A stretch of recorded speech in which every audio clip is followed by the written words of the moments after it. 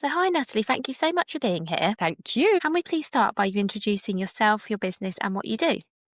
Yep. So I'm Natalie Mackenzie, also known as the cognitive strategist. So I work with business owners to help them understand their cognitive health and work on business health so that they can fully understand what it is they need in their business and maintain brain health over the long term as well. Amazing. So, can you explain what that means in simple? So, cognitive health for business owners. Can you explain what that means in really, really simple terms? Yeah.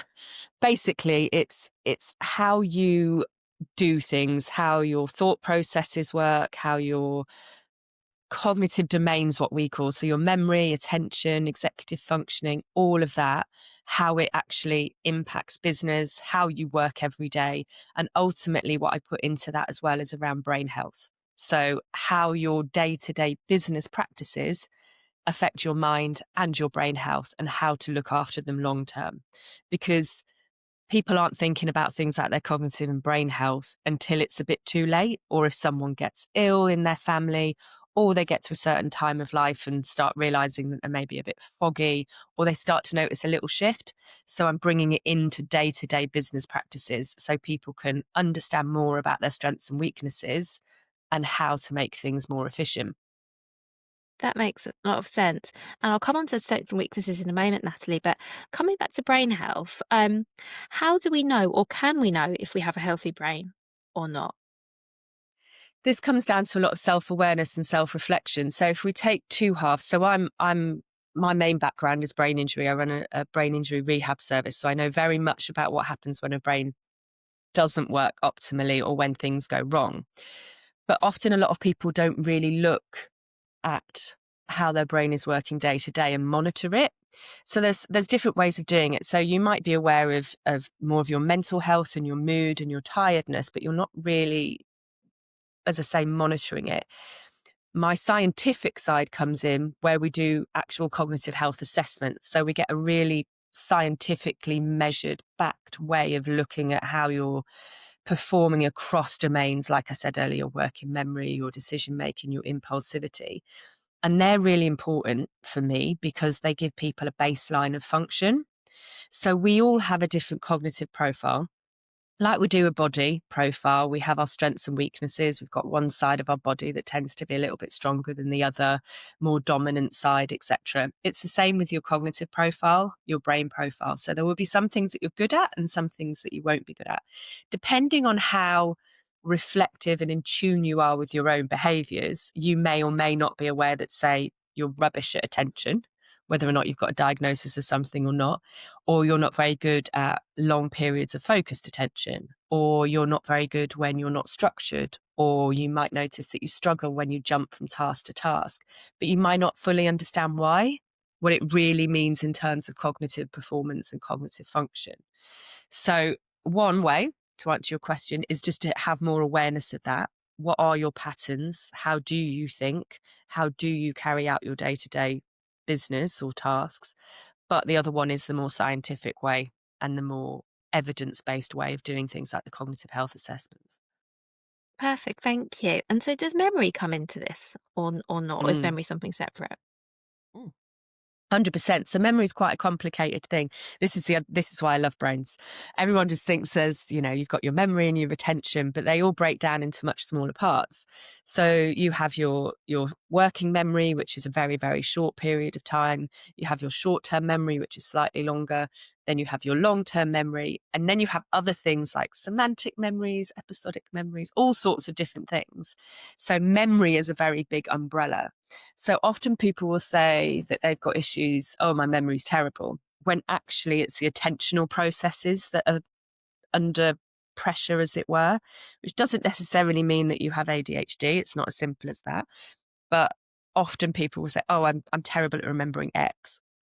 My memory must be really bad, when actually what's happening is there's potentially a cognitive overload or a fatigue or something else there that's affecting your attention to a particular piece of information. So you were never doing anything with it in the first place. You weren't putting it into the memory stores. So the memory's not the problem.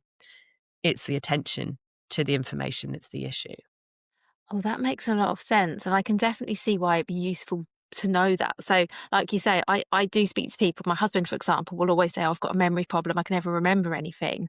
But it sounds like it could be that the things that he doesn't remember are just simply things he's not attaining, whether through choice or for some Yeah. other Well, reason. that's the classic men's selective attention that we talk Yeah. about. Yeah. But it also sounds like there could be something cognitive where, for whatever Yeah. reason, certain things just aren't going in the first place. So it's not Yeah. like they're not being retained. They're not there Yeah. originally. They're not being attended to, which means they don't go through the encoding and consolidation process. But often what we see a huge impact on attention now because the world is so busy. Our brains weren't designed to be in a world that moves as quickly as it does, that has as much tech as it does. Whilst tech is brilliant, it's not great for our brains in many ways because it means that we're jumping from thing to thing. We're constantly on, we're constantly looking at something else, and that impacts our attention. It's really easy to be distracted, isn't it? So easy. I mean, I teach this and I'm easily distracted because it's there constantly. And this is where people have to be stricter with themselves about strategies and boundaries and things because the everything is there to take our attention away. Certain social media platforms are designed to pull you in, to take your attention and to give you bursts of dopamine through new things that take your attention to keep you on the platform for long periods of time. They know what they're doing. Oh, absolutely. And you're right. It just feel like everyone's competing for your attention all of the time. And I Yeah. think particularly if you are prone to struggle to concentrate, it must be really hard to just remain focused. So I guess Mm. knowing this kind of thing about yourself can be really helpful. And do you think that knowing cognitively what your strengths are and some of the things maybe you need to work at, do you believe that can help with the running of your business as well? 100%. I always think that we need to have a really big, a very rounded way at the look at how we do everything. So up until the last few years, we never really, people didn't even really talk about mental health and how it impacted business and mood of business. And you can see more of that coming up. You now see more of the nervous system regulation work and about how understanding that can improve your performance. It's the same with brain health, but obviously for me, I've worked in neuro for what we're now 24 years. So I've always had literally brain behavior at the forefront of my thinking. So it's good to see now that we're starting to think about adding in these things because again, if you understand what it is that helps you perform better, you can lean into your strengths. And as I say, we all have strengths and weaknesses, but people spend an awful lot of time trying to do things that they're naturally not very good at. Potentially, is it because they see lots of things online that you've just got to embrace it or try harder or implement a system, whatever it may be? But people spend a huge amount of time trying to do things that they're not very good at because they feel they have to, or they don't have the money or the understanding to know how to outsource it or anything like that. But if you lean far more into the strengths that you have, you're going to be much more effective. You're going to be more motivated because it's not going to be so hard. And we even look at that, in children in terms of, schooling and getting them to do, kids that aren't very good at maths, they're forced to do it and spend a huge amount of time and effort cognitively on something that they're just naturally not very good at. And it's that balance between trying to improve.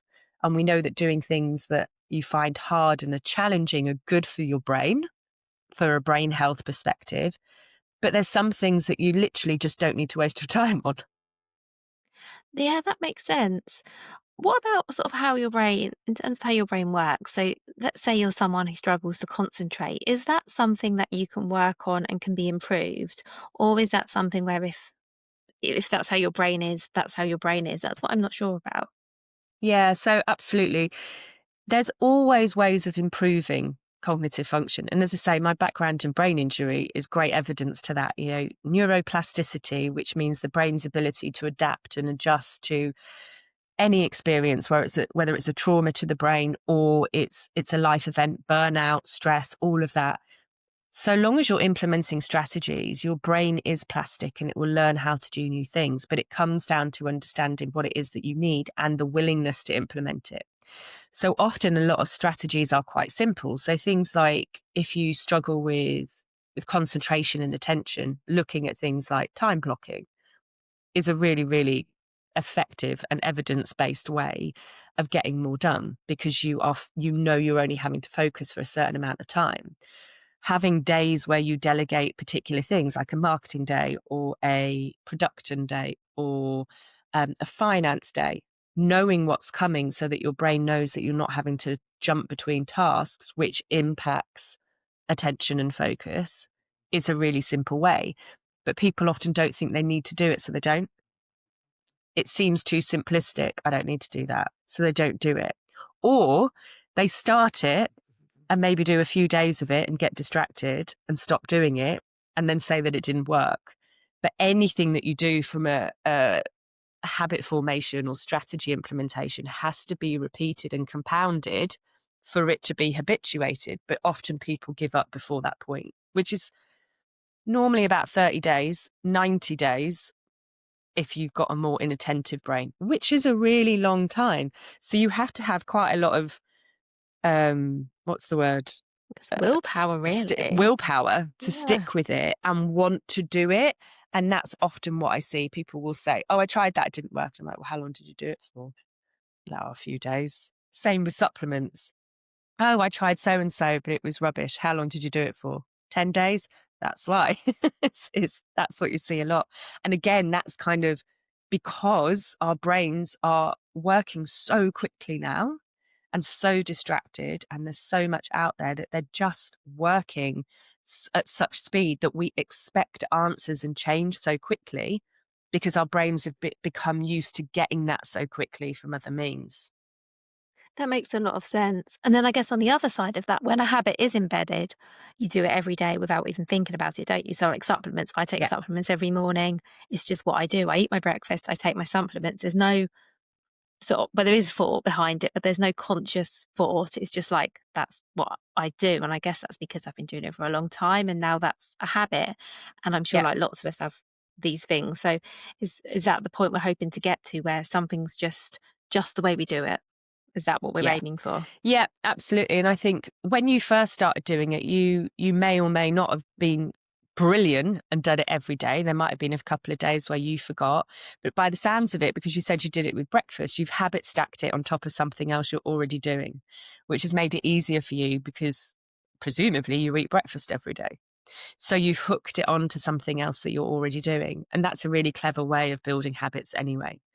Often people will try and come up with some, you know, really complicated way of doing something new. And you're like, just add it to something else that is already so embedded and ingrained in your day to day practice that you don't have to think about it.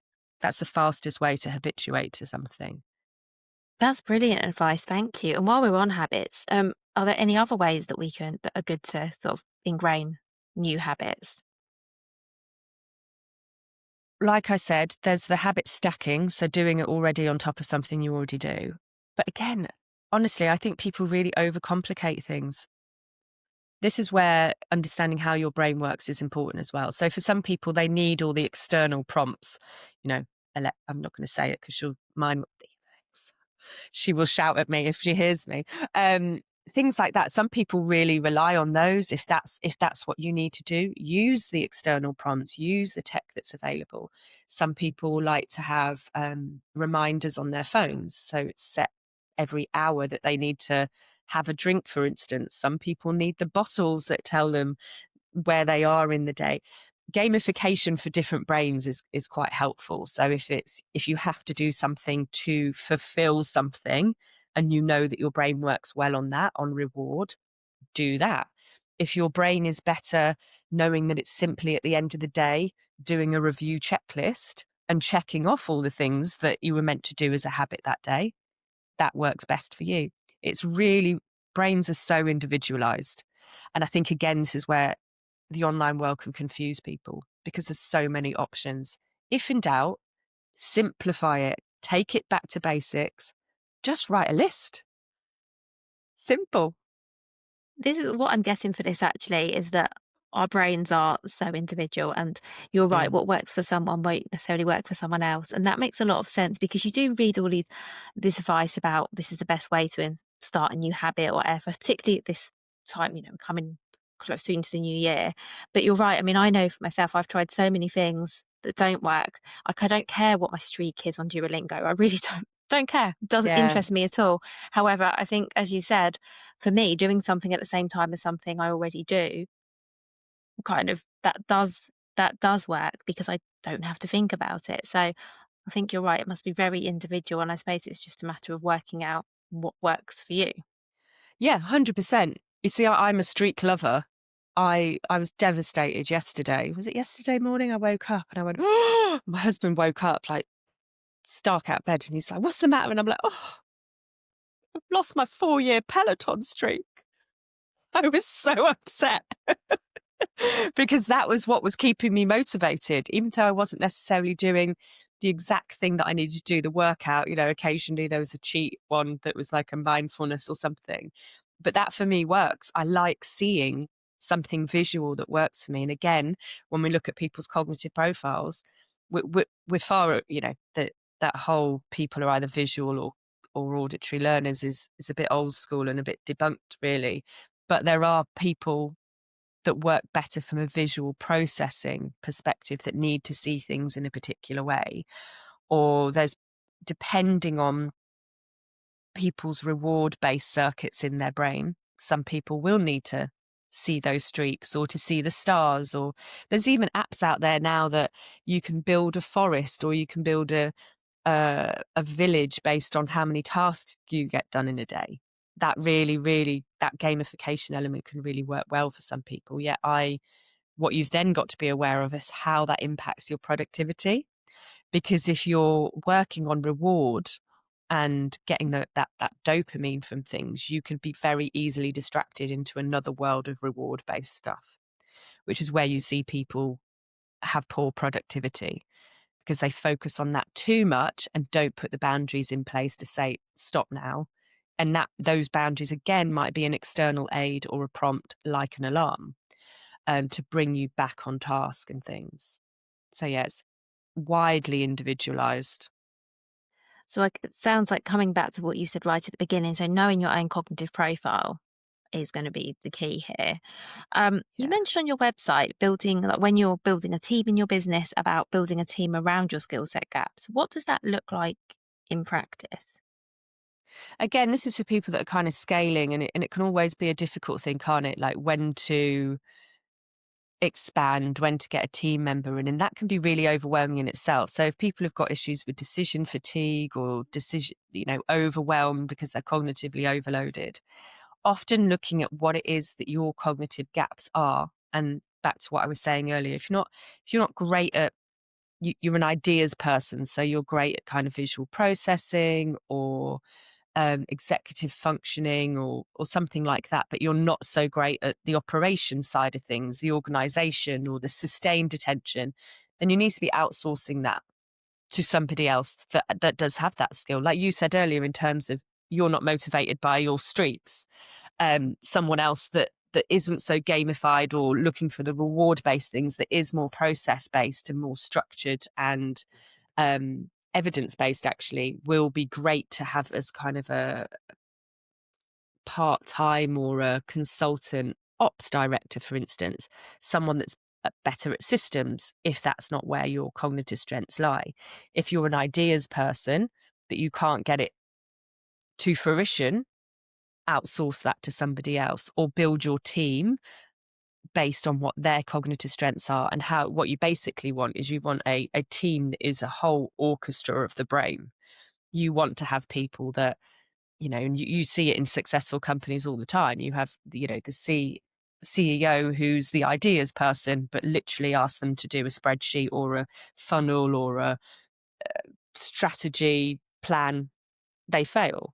You bring in someone that's better at, um if we had someone that had really, really good intact working memory and better sustained attention, you would put those into the more rigid, structured tasks that take longer and need more attention to detail and need more focused attention, you'd bring those in.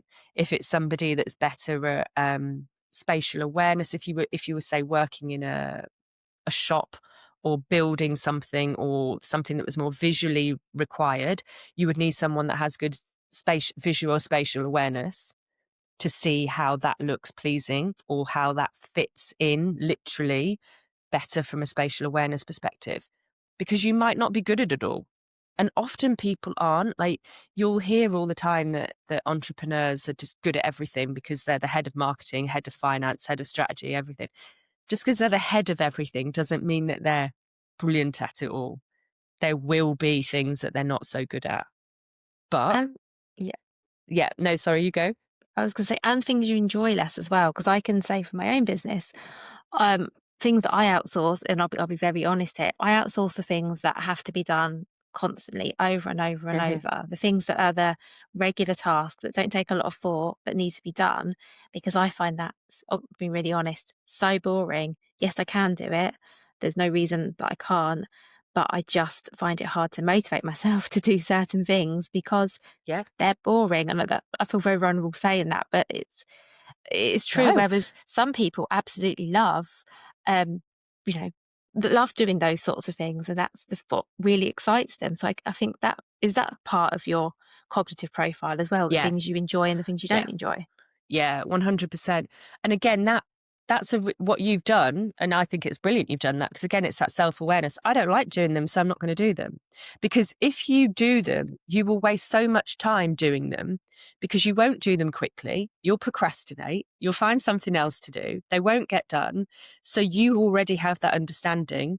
This actually isn't something that motivates me. So my brain isn't primed to do it because I find it uninteresting, tedious, boring, whatever it may be. Outsource it. And that can be difficult for people when they're just looking at scaling or they've not got the funds to do it yet.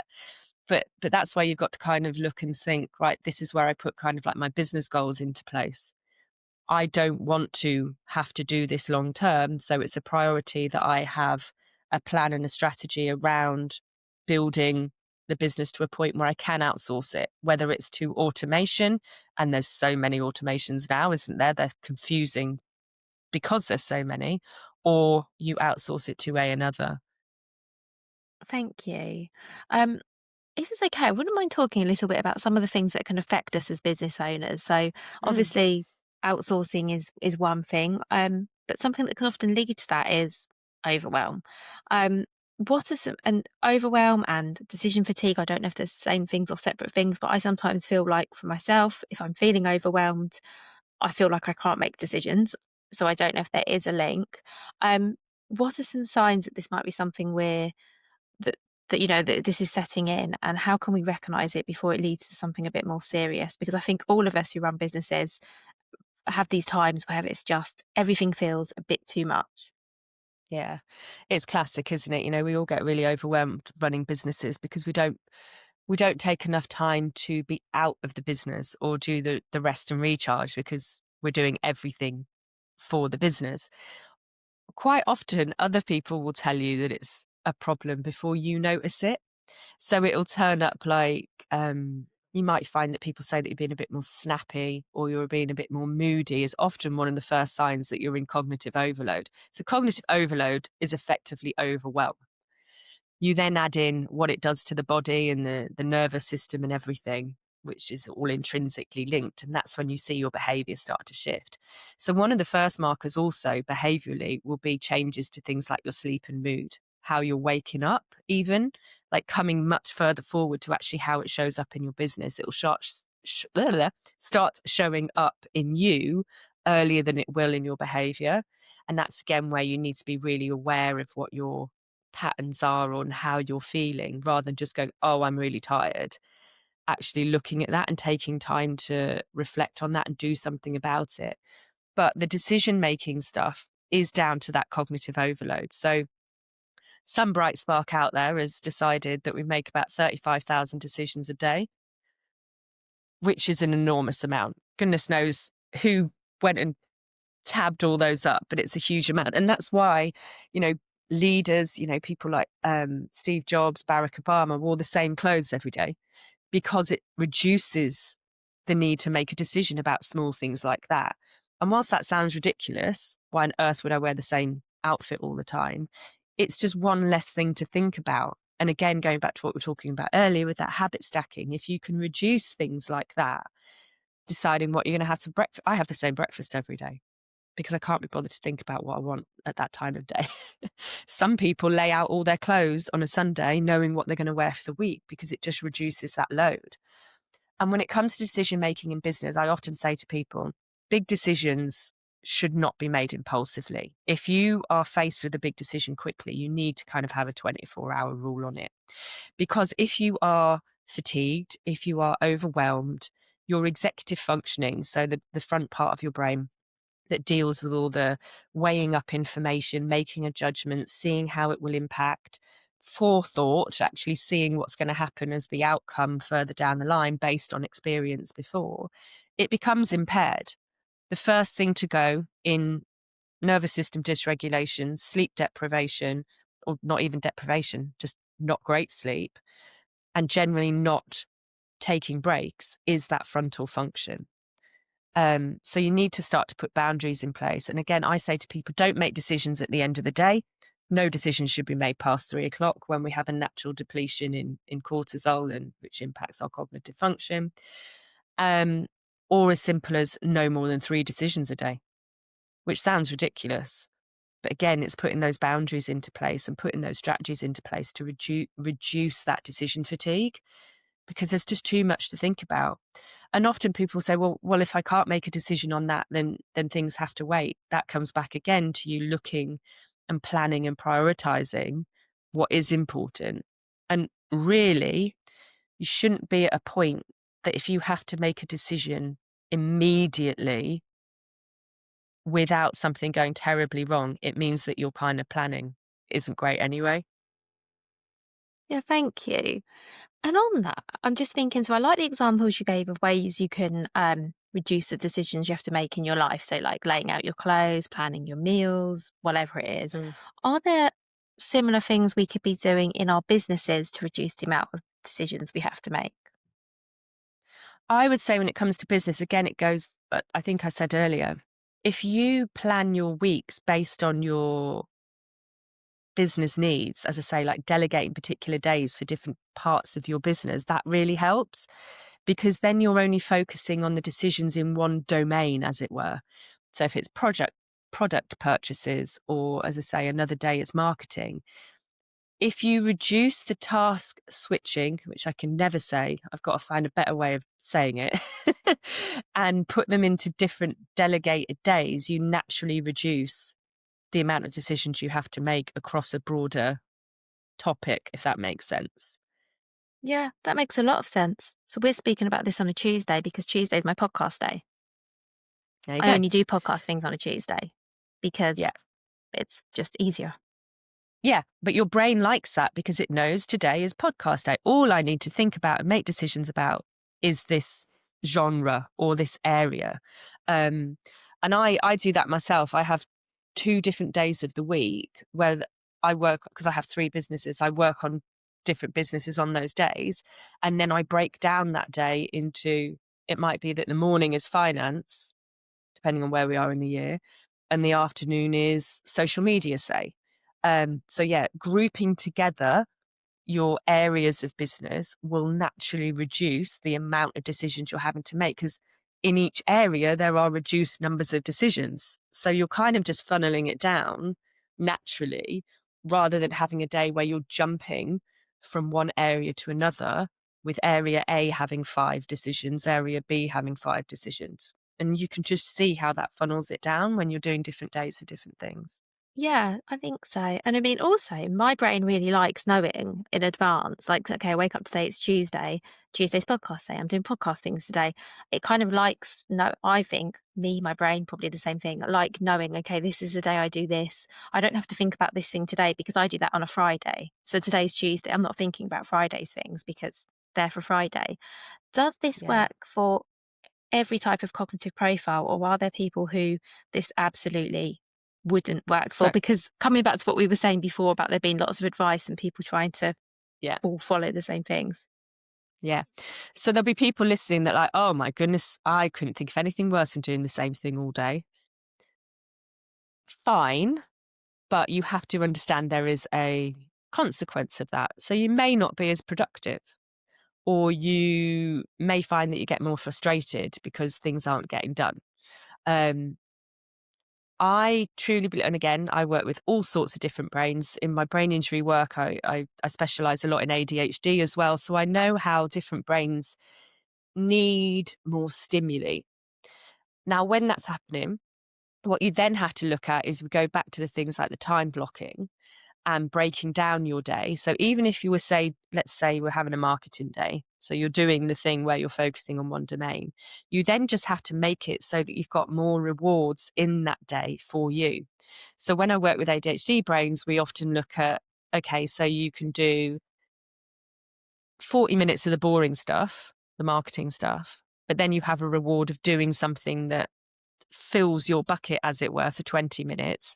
Then you're back to the 40 minutes. So, and making sure that within that marketing day, you're still got the variety of tasks rather than just blanketing that it's all the same thing. So, again, it's being aware of what the tasks are and actually planning them in almost like a roller coaster of fun across the day, whereas some other people prefer the monotony of the same thing all day. And if you're someone that needs hyper focus, say, or needs deadlines, which I'm sure a lot of people listening will say, I only work well under pressure. So me just saying, I need to do a day of, say, marketing, unless there's a goal or unless there's a need, often an external one, they won't be motivated to do it. So they'll end up procrastinating or doing something else. That's when you need to set your own or get somebody in your team or an external VA or whatever to give you that deadline, to give you that must do, to get you motivated to initiate these things, even if you are being able to bring that domain into one day. Sometimes you need to bring other things in to give you that motivation and drive to do it. And again, that comes down to taking responsibility to knowing how your brain works and what it is you have to set into place to reach the goals that you need to, both personally and in your business, rather than just saying, well, my brain doesn't work well like that. Yeah, that makes a lot of sense. Thank you. And are there any other things we haven't touched on, so habits or practices that can help founders maintain their cognitive health? Because we spoke right at the beginning, didn't we, about how your cognitive health could potentially be in decline or not, your brain might not be super healthy. So, what are some of the Mm. practical things we can do to keep our brains healthy?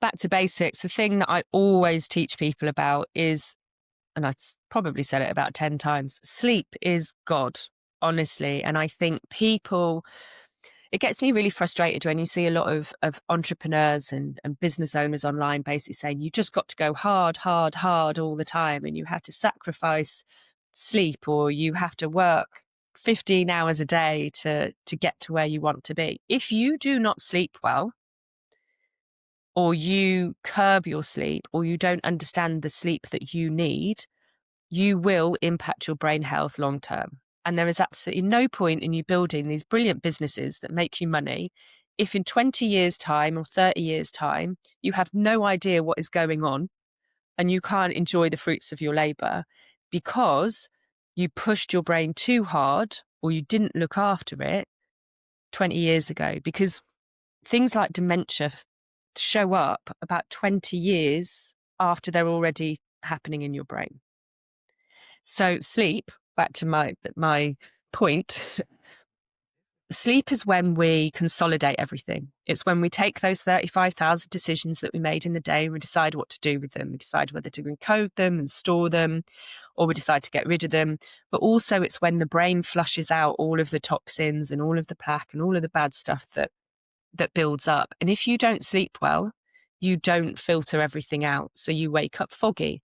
You wake up with 20,000 decisions still in your mind because they haven't been filtered, encoded, and stored.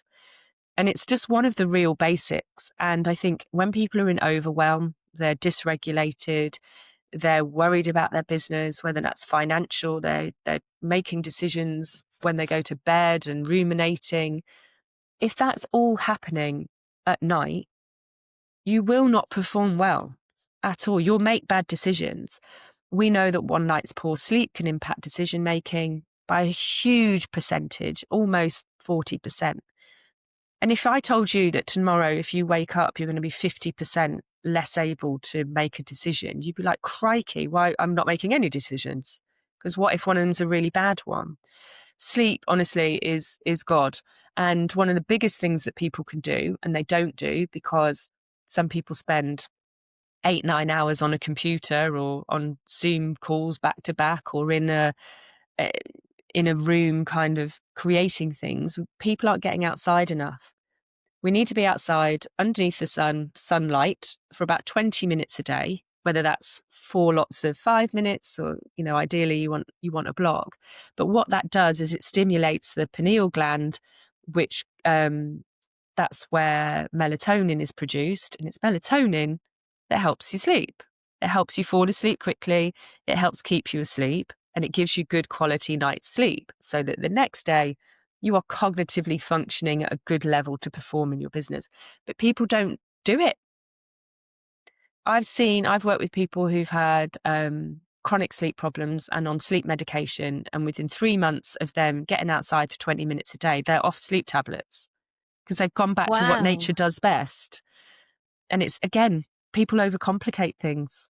Get outside, be outside, move, eat well, all those things. But you need to do those basics, because otherwise all these other things that we're talking about, they'll be helpful, but they won't really be impactful. And if you want to keep your brain working well now and in old age, you have to be thinking about it now and doing the things now, not. I think we're at 1 in 3 people born now are expected to have dementia. And there's an awful statistic that currently potentially 1 in 2 women are expected to get dementia, which is Wow. huge. And the some research that you look at is at 80%, some's at 99% in terms of the amount of dementias that are preventable. So you've got the kind of heritability that has an impact, but it's what we're doing daily and what we're putting in our bodies that is the problem. Wow, that's really sobering, isn't it? Mm. And is there a reason why it's 1 in 2 women, and I presume the statistics aren't quite as high for men? Is there a cognitive reason for that? So women are more, there's slightly more increased prevalence in women anyway. The argument, of course, behind that is we tend to be more at risk of things, medical conditions anyway. So things like autoimmune disorders, cancers. The jury is still out in terms of what the real reason is, but the research kind of posits that women tend to be more stressed. I was wondering if And that was it, because I yeah, think yeah, we talk a lot, or we hear a lot now about the mental load, don't we? It's something that you hear people talking about, and I would agree that not in all cases, but in a lot of cases, um, that a lot of that does fall on the woman. Not yeah. always, and I know it would be Not different depending on always, the no. relationship, but Uh, um, but just generally, anecdotally from speaking to colleagues and friends, it feels like a lot of it does. yeah. And again, if you look at the research around chronic illnesses, migraines, women are much more prone to migraines. There's of course as well, there's the hormonal link. There's a big change in what happens in our bodies and therefore our brains around menopause, perimenopause. We know that estrogen is a neuroprotectorant, so when that drops, that impacts our brain health. But it's high, and it's really sobering, and it's but these things are preventable. And there's some great research out there now. There's some new biomarkers. We're just waiting for the nice guidelines to come out about more generalized, what's it called, screening for early dementias much earlier on in men and women that they're going to roll out. So we're catching it earlier. But again, as I say, if we're thinking that things are happening inside your brain at potentially 40, 45 that are going to show up at 60, 65. You really need to be thinking about it. And ideally, I say to everybody, people need to think about their cognitive health much sooner, like in their 30s. So as I say, that those basics around sleep, exercise, if you're slightly, probably more my age, you need to start thinking about constantly learning. Learning is the best thing that you can do for your brain health. And my goodness, entrepreneurs and business owners have to learn at speed all the time. So that sort of thing is really good for your brain. So all the things that I'm saying about what's bad for your brain in business, there's a lot that is good. The fact that we have to adapt, the fact that we have to learn is really, really good.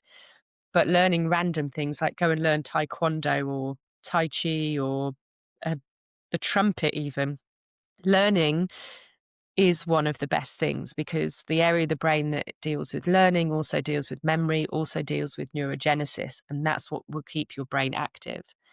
And the other thing as well, and this is important for people that are maybe business owners that work on their own, you have to be around people. That again, we are social beings. Our brains need social interaction. They need to be around people, to have conversations, to have debates, to have fun, to laugh, to communicate. All of those things are what keep our brain sharp. So I'm always saying to people that work, solo, get to events, go into masterminds, get into communities. Don't have that as a nice to have. It's an absolute imperative, not just for your business, but for your brain health and your general well-being. You have to be around people. And is there a difference between being face to face in a room of people and networking, let's say on Zoom? I'm asking this because I know that both options are around now. And is one better Yeah. than the other, or do you still get the For same? me, for me, I mean, it's about balance. And again, let's talk realistically. It's about finances as well for many. Going to a networking event costs money. You're out of your business, that costs money. Popping onto an hour community Zoom with the membership you might be part of is great. Absolutely. But what I often see is that when people go onto these more online ones, they're also checking their emails at the same time, or they're checking their phones at the same time. They're not actively present in the thing that they've shown up to. So I would always recommend more in-person things. And again, if we want to look at the science of it, when you're around people, the body releases different chemicals when you're physically around people as well. And those chemicals are better for your brain. But if you can't do that, turn up to the online stuff, but make sure you're not switching between things, that you are fully present and that you're engaged. And if you're somebody that's maybe more introverted or finds it difficult to be around people, it might be a safer space for you to be online, but even push yourself in those online settings. Come off mute, go onto video, be present, because again, one of the best things you can do with your brain is push to do the things that you find uncomfortable. When you do things that you're scared of, your prefrontal cortex kind of it loves it. It fires all the neurons off. So if you're thinking that you'll find that, oh no, I couldn't possibly do that, actually, if you can reframe it and say, this would actually be brilliant for my brain and my long-term brain health, doing something that I find difficult, do it. Because again, and when you do things that you find difficult, you get that reward. Your brain goes, oh my God, this is brilliant. I want to do it again. So that's for people who maybe are a bit kind of reluctant to go into those sorts of social settings. Online might be a bit safer as a nice, easy entry, but my preference would always be getting in the rooms with people. Thank you. I thought that would probably be your answer, but I thought it was worth asking because, like you Mm, say, the reality is we can't always all be going off to no, things all of the time. So no. And thank oh you. my So there is some goodness. benefit of being online, Yeah, definitely. there is 100%. And again, especially for those people that are more reserved, more introverted, maybe find those things difficult. I fully understand why. But I would say try and factor in financially when you're kind of doing financial planning, at least like one in-person event a quarter if you can. Because it does have huge benefits. And not only does it have benefits for you cognitively and for your confidence, it does have, we know getting in the rooms with people is better for your business. People like we're kind of coming out of the, oh, we can just do everything on Zoom. People are Zoom fatigued. People like to see people, the whites of their eyes in person. Oh, definitely. Before I ask the final few questions, can I just go back to sleep? I'm sorry, because it feels like we were talking Yeah, about that 10 minutes ago. But one thing I no, did want to ask is if there is an optimum amount of sleep we should be getting, or if it varies per person, because you will always hear people who say, oh, I only need 4 hours sleep. That's all I need. I'm great on that. Whereas others will be like, oh, no, I need 9. Is that yeah, true? Do we need different yeah, amounts or? yeah. It's all different amounts. So the whole 8 hours thing is rubbish. Some people do need 8 hours. Some people need 9. Some people are fine on 7. I'm kind of like 6.5, 7. Research suggests that anything under 5 is terrible. Um, so I've qualified in CBT for insomnia, and the sleep specialist that I did it with, he works with haulage companies, and their recommendation, the sleep specialist recommendation, is that no haulage drivers drive with less than 5 hours sleep because you're unsafe. And certainly I remember from having my kids when they were younger, I I was not safe driving. There was days when I had to pull over because I knew that I'd pulled out too quickly in front of a car, and my decision making was impaired and I'm unsafe. But it goes by how you wake up. So if you're waking up feeling groggy, you haven't had enough sleep, or you've had too much sleep, just to confuse everybody. Too much sleep has the same impact as too little sleep. Um, Lots of people as well are stuck on, I'm guilty. I've got a watch and a ring that monitors my sleep, but they're absolute rubbish. But people or not believe, people take a lot of stock in what these wearables say, when actually the research suggests that they don't really tell you very much other than when you're in bed. But what happens is people wake up and they look at their sleep score and they go, oh, I've had a terrible night's sleep. When actually they may not have done, but it impacts their performance. So there's um, a marathon runner in his autobiography. He maintains that he would never on a race day check his watch for sleep, because if it told him that he had a lower score, he knew that he would perform worse, because he knew exactly what the impact would be. But in answer to your question, everybody's different. And we have our chronotypes in terms of sleep. Some people are owls, some people are larks. You tend to match and mate with the opposite, because evolutionary speaking, it meant that someone's around all the time to look after the young. But some people, um, so, as I say, some people are 8. I'm 6.5. My husband needs less sleep than I do. Depending on your age as well, you need different amounts of sleep. Obviously, younger people up until teenagers need more sleep for consolidation. But as you get older, after a particular age, your sleep needs reduce. So older people tend to sleep less because they're not having to deal with so much information. They're not having to encode things as much. They don't need as much sleep. But interestingly, there's a lot of evidence around the impact of sleep on dementia. If you take someone like Margaret Thatcher, she famously slept for 4 hours a night. She got dementia. Take that as you will, because again, you're not flushing everything out. But go by how you feel.